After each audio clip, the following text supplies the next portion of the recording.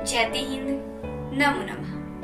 भारतीय संस्कृति और परंपराओं से निहित हमारी अपनी चैनल संस्कृति और संस्कृति में आप सभी का स्वागत है, अभिनंदन है। हमारे जीवन में वृक्ष की बहुत बड़ी भूमिका है।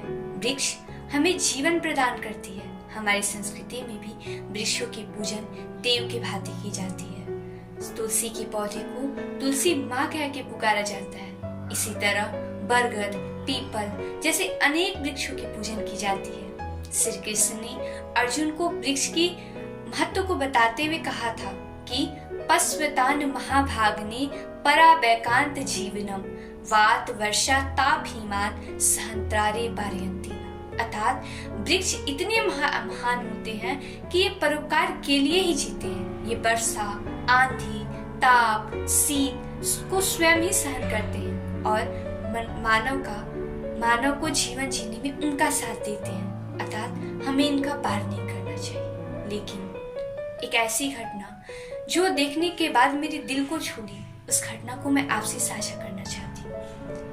मैं 2024 में क्लास 10 का एग्जाम दी और जब एग्जाम का पीरियड चल रहा था, जब एग्जाम का टाइम चल रहा था और मॉर्निंग के टाइम में मैं बैठ के रिवीजन कर रही थी और उस दिन मुझे याद है कि मेरा साइंस का एग्जाम था और मैं मॉर्निंग में बैठ के रिवीजन कर रही थी। तभी मुझे बाहर से कुछ आवाज सुनाई दी और जब मैं खिड़की खोल के देखी तो वह दृश्य देखकर मुझे जो अनुभव हुआ वो मैं आपसे साझा कर रही हूँ। वो दृश्य ये था कि कुछ लोग जो थे ना, वो पेड़ पे चढ़े हुए थे और वो लोग जो तार होता है ना, बिजली वाला जो तार होता है जो खंभा पे लगाया जाता है, पोल पे लगाया जाता है, उसको वो ले जाने के लिए पेड़ पे चढ़े हुए थे और तार को खींच रहे थे। लेकिन पेड़ की जो एक डाल थी उसके वजह से वो तार नहीं जा पा रहा था, जिसके लिए उन्होंने जानते हैं क्या किया, उस डाल को साइड में करके भी तार चला जाता। लेकिन उन्होंने उस डाल को ही तोड़ दिया और जैसे उसने उन डाल को तोड़ा तो वो जो तार था वो चला गया। खड़े उसी पेड़ पे हैं, चढ़े उसी पेड़ पे हैं और डाल भी उसी पेड़ का तोड़ रहे हैं।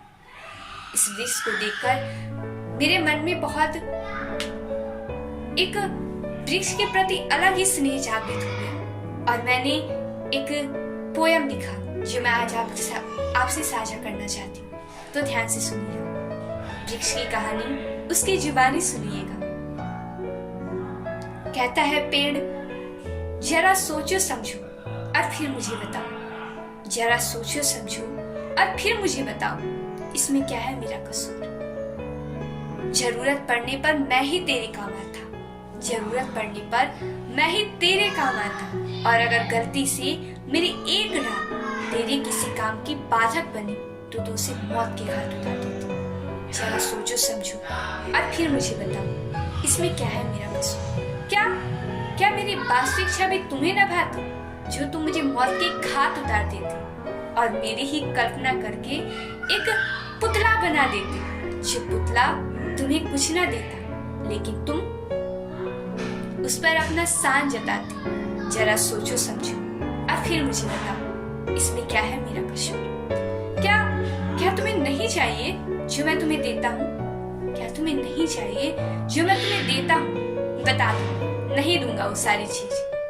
या फिर अगर नहीं है तुम्हारे इलाके में मेरे लिए जगह, या फिर अगर नहीं है तुम्हारे इलाके में मेरे लिए जगह, तो भी बता दो, मैं अवरोध कर दूंगा अपनी विकास और तुम जीना हजारों साल। जरा सोचो समझो और फिर मुझे बताओ, क्या कर लूं मैं ये सारा काम? हाँ, थोड़ा दुख होगा मुझे, हाँ थोड़ा दुख होगा मुझे, क्योंकि मेरा अस्तित्व तुमसे पुराना। फिर भी तुम आबाद रहो, यही दुआ है मेरा। जरा सोचो समझो और फिर मुझे बताओ, क्या कर लूं मैं ये सारा काम? क्या मेरा ये निर्णय तुम्हें है भाया? तो हंसो, मुस्कुराओ और खिलखिला उठो, क्योंकि तुम जीत गए और मैं हार गया। जरा सोचो समझो और फिर मुझे बताओ, क्या कर लूं मैं ये सारा काम? जरा सोचो समझो और फिर मुझे बताओ, इसमें क्या है मेरा कसूर। ये एक पेड़ की अपनी कहानी थी जो हमसे सुनाना चाहती थी। मैं आशा करती हूँ और इसी आशा के साथ मैंने आपके समक्ष ये कविता भी रखा कि हम लोग मिलकर पेड़ पौधों को उनका जीवन दे, वो हमें जीवन देती है, लेकिन उनके जीवन को देने वाले भी हम ही हैं। अगर हम चाहें तो उनका विकास कर सकते हैं, अगर हम चाहें तो उनका अवरोध कर सकते हैं। मैं उम्मीद करती हूँ कि आप लोग जरूर पेड़ पौधों को उनका जीवन देंगे। जयती।